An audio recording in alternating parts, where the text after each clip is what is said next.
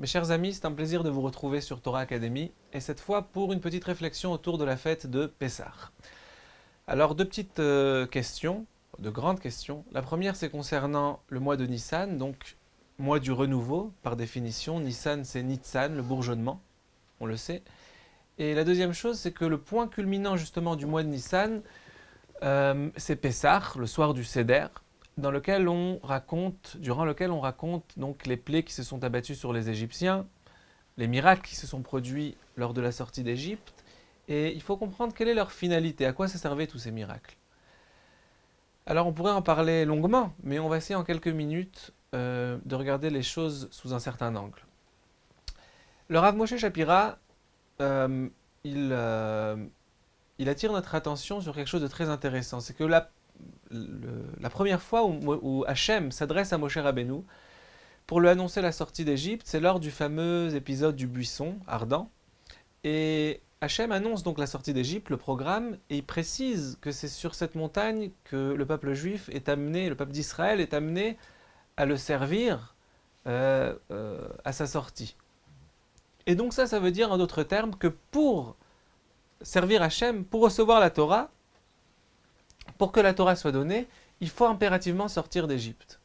Alors la question c'est pourquoi? C'est pas si évident que ça. Pourquoi pour recevoir la Torah, il fallait sortir d'Égypte?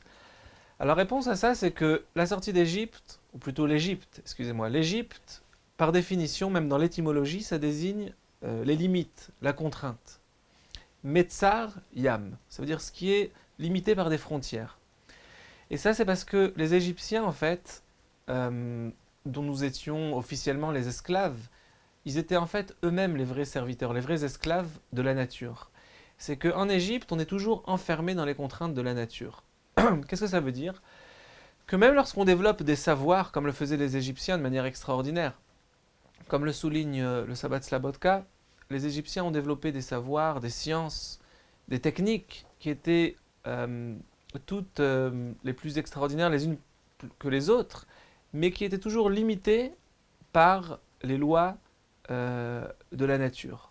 On ne pouvait pas aller plus loin. Et prenez par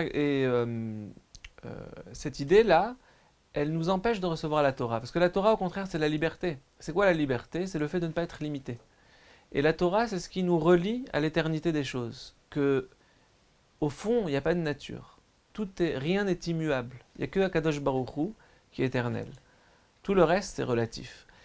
Et c'était ça la vraie portée, la vraie visée des makotes, des plaies qui se sont abattues en Égypte. C'était justement de démontrer que même les lois de la nature peuvent être remises en cause, remises en question. Si vous prenez par exemple Dam, le sang, l'eau qui s'est transformée en sang, les Égyptiens ont pu donner des apparences de sang à l'eau, mais ils n'ont jamais pu véritablement transformer l'eau en sang, ne serait-ce que parce que voilà, c'est une donnée immuable de l'existence, de la nature. C'est une loi de la nature. Et donc, quand ils sont arrivés aux vermines, par exemple, Kinim, alors le Ramban dit qu'ils ne sont pas arrivés à imiter la plaie des Kinim, des vermines. Pourquoi? Parce que les Kinim étaient trop petits. Et comme ils étaient trop petits, ils n'avaient pas la technique suffisante pour pouvoir créer des Kinim de toutes pièces. Donc ça veut dire que même dans la technique, dans le savoir, etc., on est toujours limité à un moment. Et en Égypte, on connaît rien à part ce qui est maîtrisable en tant que loi de la nature. Et une fois qu'on est sorti d'Égypte, une fois qu'on a intégré qu'il y a un Dieu qui peut tout changer, qui maîtrise tout, alors on est prêt, on est à même de recevoir la Torah. Torah justement qui nous apprend que on est relié à l'éternité. On est relié à une transcendance, on est relié à quelque chose qui fait que tout n'est jamais, tout n'est jamais fini, tout n'est jamais limité. La nature n'est qu'une apparence. Alors, si on pouvait tirer une leçon de ça, c'est que il est nécessaire, il est impératif, si on veut recevoir la Torah correctement, d'intégrer cette notion de liberté à notre quotidien. Et en fait, c'est ce à quoi la Torah nous invite dans notre quotidien. C'est que même un employé, quelqu'un qui travaille pour un patron, il n'est jamais complètement lié à son patron. À part à part dans certains cas, il peut toujours résilier son contrat, il peut toujours revenir en arrière et dire j'arrête de travailler. Il n'est jamais totalement lié. Pourquoi? Parce que nous sommes les serviteurs d'Hachem et nous ne sommes jamais les serviteurs de serviteurs, comme le dit la Gemara. Nous ne sommes jamais les serviteurs d'humains. Il y avait une fois, il y a quelques années, il y avait une journaliste en France qui est partie en Israël pour effectuer un reportage. Elle devait décrire la vie de juifs religieux dans les quartiers religieux de Jérusalem. Et bon, elle a écrit ce qu'elle a écrit. Et en revenant, elle a dit, ce qui m'a fasciné, c'est que tous ces juifs religieux, en fait, ils vivent dans leur propre temps.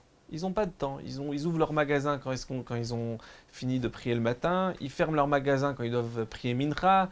Ils referment leur magasin quand ils doivent prier Arvit, etc. Donc, en quelque sorte, ils ne sont pas limités par les contraintes auxquelles tout à chacun dans le monde civilisé, est contraint.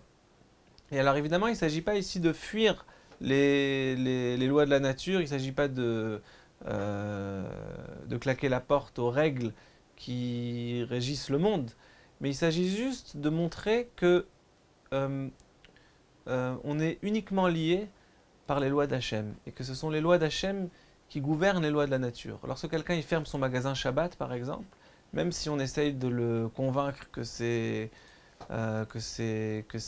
contre le bon sens, qu'il va y perdre quelque chose, etc. Et ben quand un juif il ferme son magasin le Shabbat, il montre quelque part il n'est contraint que par les lois de la Torah, et que les lois de la nature ne sont là que pour le servir. Et ben c'est ça le message de Pessah. C'est ça le renouveau en fait qu'on doit essayer de ressentir en Nissan, c'est que nous sommes, nous sommes libres. Nous ne sommes pas esclaves de la nature. Et voilà donc, c'était une petite réflexion sur la fête de Pessah, en espérant que nous allons tous passer un extraordinaire Seder, une excellente fête de Pessah, Kasher Vesameach. Merci.